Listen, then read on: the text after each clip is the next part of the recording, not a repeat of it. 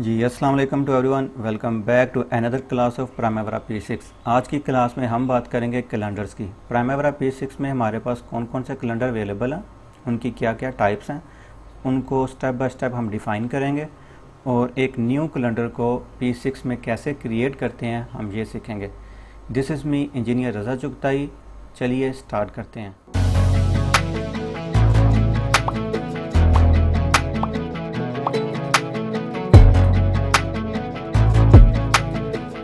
तो इस क्लास में हम सीखेंगे कैलेंडर्स की कौन कौन सी टाइप प्राइमेरा P6 में पाई जाती हैं, उनको कैसे डिफ़ाइन करते हैं। Step by step each type को हम डिफ़ाइन करेंगे और एक न्यू कैलेंडर को P6 में कैसे क्रिएट करते हैं हम इसके बारे में सीखेंगे। Calendars can be created and assign to each activity and resource. Basically इसमें एक्टिविटी के लिए कैलेंडर बनाया जाता है और रिसोर्स के लिए बनाया जाता है। एक्टिविटी को कैलेंडर असाइन करते हैं और रिसोर्स को कैलेंडर असाइन करते हैं।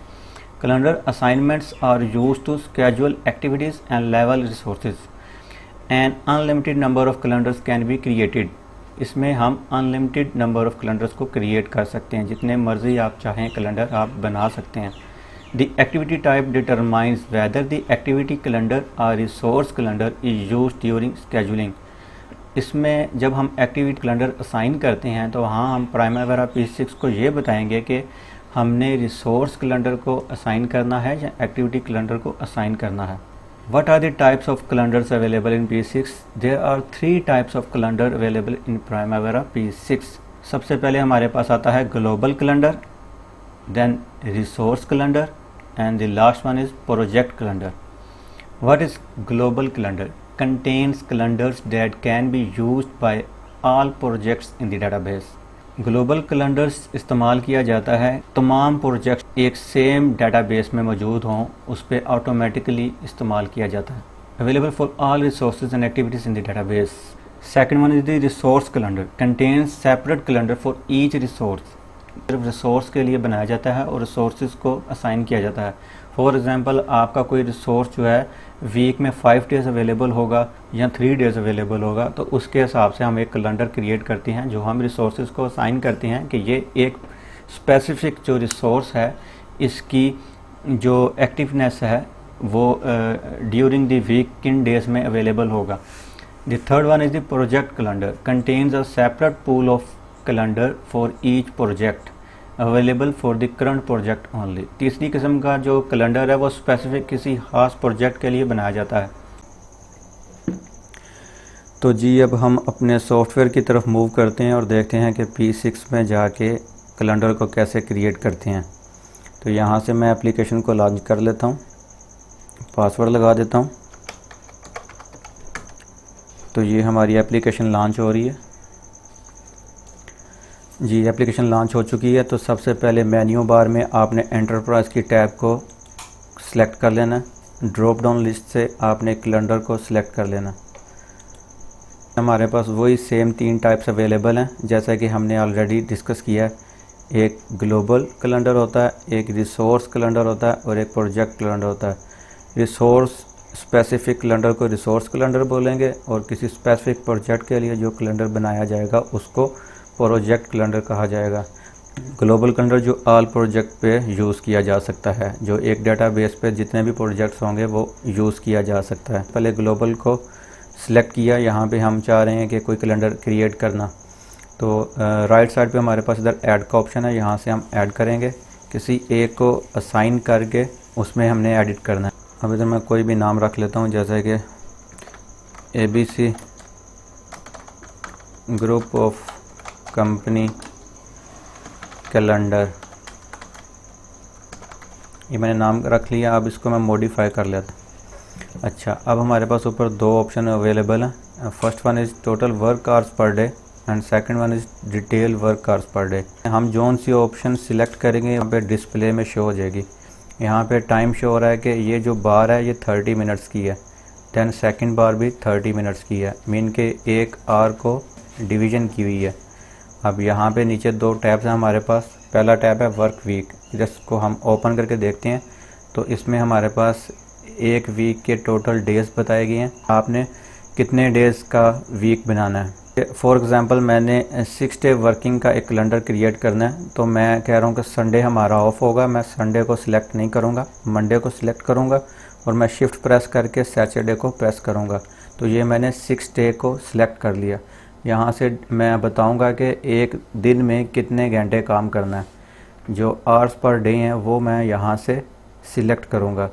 अब मैं चाह रहा हूँ कि 8 बजे से लेके 5 बजे तक जो है ना वो हमारा वर्किंग डे होगा। तो मैं इस बार को सिलेक्ट करूँगा और मैं शिफ्ट का बटन प्रेस करूँगा और 5 बजे का मतलब है ये 24 आवर्स का फॉर्मेट है, तो मीन के 17 जो बार है। तो इस तरीके से मैंने 9 वर्किंग आवर्स सेलेक्ट कर लिए, लेकिन मैंने 8 वर्किंग आवर्स क्रिएट करने हैं, तो मैं इसमें से 1 घंटा ऑफ ब्रेक टाइम को डीसेलेक्ट करूँगा।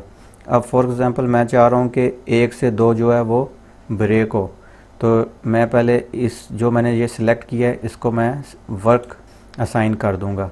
तो ये देखिए इनका कलर जो है ना वो चेंज हो गया, इसका मतलब है कि ये सारे वर्किंग आवर्स हैं।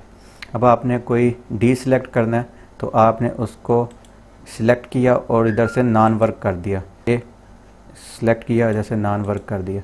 अब मैंने 8 आवर्स वर्किंग के कर दिए हैं और 1 आवर जो है मैंने वो नॉन वर्किंग का कर दिया। इस तरीके से मैंने अपना एक सेटिंग को क्रिएट कर लिया। अच्छा, इसके अलावा आप चाहते हैं कि आपकी जो नेशनल हॉलीडेज़ हैं वो भी आप मार्क करें, तो बहुत इजी है। आपने यहाँ से कैलेंडर की जौन सी डेट को नॉन वर्किंग करना है उस डेट को सिलेक्ट करना है और इस टैब से आपने उसको नॉन वर्क मेंशन कर देना है। आप चाहें तो 3-4, जैसे फॉर एग्ज़ाम्पल मैं किसी नेक्स्ट मंथ में 3-4 डेट्स को इकट्ठा नॉन वर्किंग करना चाहता हूँ, आपने कंट्रोल का बटन प्रेस करना है, देन जितने मर्ज़ी आप डेज़ को सिलेक्ट करके यहाँ से नॉन वर्क बना सकते हैं।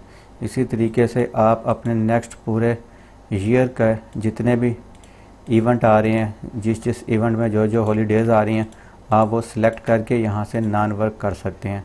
तो ये है एक कंप्लीट प्रोसीजर कि एक नया कैलेंडर कैसे क्रिएट करते हैं। तो अब नेक्स्ट देख लेते हैं रिसोर्स कैलेंडर। सेम वही प्रोसीजर है, इसमें फ़र्क क्या है? इसमें फ़र्क ये है कि रिसोर्स स्पेसिफिक कैलेंडर इसलिए बनाया जाता है कि फॉर एग्ज़ाम्पल आपकी मशीनरी है या कोई मटेरियल है वो 5 डेज़ अ वीक नहीं अवेलेबल होता, तो इसलिए ये महसूस कर दिया जाता है कि उसकी अवेलेबिलिटी के जो डेज़ हैं उसके लिए एक अलग से कैलेंडर क्रिएट कर दिया जाए, ये इसका पर्पज़ है। तो इसी तरीके से आपने ऑप्शन में जाना है, यहाँ से filter by all resources calendar. अभी मैंने इसमें रिसोर्सेज ऐड नहीं किए, वो अभी हम अपने नेक्स्ट क्लास में जब रिसोर्सेज क्रिएट करेंगे स्पेसिफिक रिसोर्स को लेके उसके ऊपर एक कैलेंडर क्रिएट कर देंगे। कैलेंडर क्रिएट करने का तरीका सेम वही है जिस तरीके से हम ऑलरेडी कर चुके हैं। इसके बाद है प्रोजेक्ट कैलेंडर। इसमें भी यही है कि एक किसी स्पेसिफिक प्रोजेक्ट के लिए, फॉर एग्ज़ाम्पल एक प्रोजेक्ट में हमारे पास 5 डेज़ वर्किंग है और सेकंड प्रोजेक्ट में हमारे पास 6 डेज़ वर्किंग है, तो हम महसूस कर सकते हैं किसी प्रोजेक्ट के लिए एक न्यू कैलेंडर क्रिएट करने का तरीका वैसे ही है। सेम ऐसे प्रोजेक्ट को सिलेक्ट किया, वहाँ से ऐड एक न्यू कैलेंडर कोई भी लेके उसको असाइन करके यहाँ से मॉडिफाई में आ जाना। फिर सेम वही तरीका है कि आपने पहले वर्क वीक बताने हैं, तो आप चाह रहे हैं कि इस दफ़ा मैं 5 डे वर्किंग करना चाह रहा हूँ, मैं चाह रहा हूँ कि संडे और सैटरडे जो है वो ऑफ होगा, तो मंडे से फ्राइडे शिफ्ट प्रेस करके सिलेक्ट कर लूँगा। तो मैं कह देता हूँ कि 8 से 6 जो है ना वो हमारा काम होगा। इसको सिलेक्ट किया मैंने, यहाँ से इसको वर्क कर दिया। अब देखें सारे ये जो बार्स हैं या सेल्स हैं ये हाईलाइट हो गए हैं।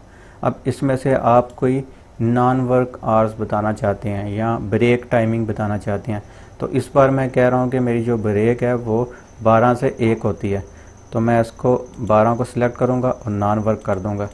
ये हाफ आवर जो है वो हमारे पास डिस्प्ले में रिप्रेजेंट हो गया। नेक्स्ट हाफ आवर को दोबारा सिलेक्ट करूँगा, नॉन वर्क कर दूँगा।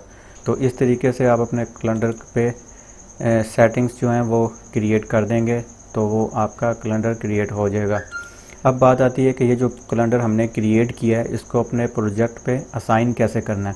तो लेफ़्ट साइड पे ये मैंने बताया था डायरेक्टरी बार है कि आप किस डायरेक्टरी में मूव करना चाहते हैं, यहाँ से ऑप्शन मिलती है आपको। तो इधर से मैं प्रोजेक्ट विंडो में मूव करूँगा। अब देखें ऊपर से मेक श्योर कर लें कि ये जो विंडोज़ हैं, एक्टिविटी विंडो, ये project window, just make sure कि आप प्रोजेक्ट विंडो में हैं। नीचे से यहाँ से डिफ़ॉल्ट टैब में जाना है। तो डिफ़ॉल्ट टैब में जाके यहाँ पे हमारे पास ऑप्शन होती है असाइन कैलेंडर। जो कैलेंडर हमने क्रिएट किया है वो कैलेंडर हम असाइन कर सकते हैं। इसमें जो बात समझने की है वो ये है कि जब तक आपका प्रोजेक्ट ओपन नहीं होगा यहाँ से आप असाइन नहीं कर पाएंगे। तो फर्स्टली जस्ट मेक श्योर कि आपका प्रोजेक्ट ओपन है। ओपन करने के लिए प्रोजेक्ट पर क्लिक करें, राइट क्लिक करके यहाँ से ओपन कर दें तो आपका प्रोजेक्ट ओपन हो जाएगा। अब दोबारा आप डिफ़ॉल्ट टैब में जाएं, प्रोजेक्ट में डिफ़ॉल्ट टैब में यहाँ पे आप आएंगे तो इधर से आप अपने प्रोजेक्ट पे कोई सी भी, फॉर एग्ज़ाम्पल मैंने बनाया था ABC ग्रुप ऑफ कंपनी, ये कैलेंडर मैंने बनाया था। इसको सिलेक्ट करके इस बटन से असाइन कर दें।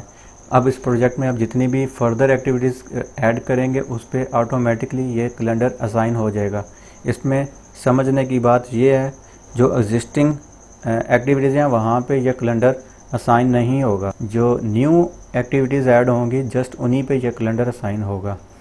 तो this is all about today lecture. ज़िंदगी रही तो फिर आपसे मुलाकात होगी नेक्स्ट लेक्चर में। तब तक के लिए अपना बहुत ज़्यादा ख्याल रखिएगा। अल्लाह हाफिज़।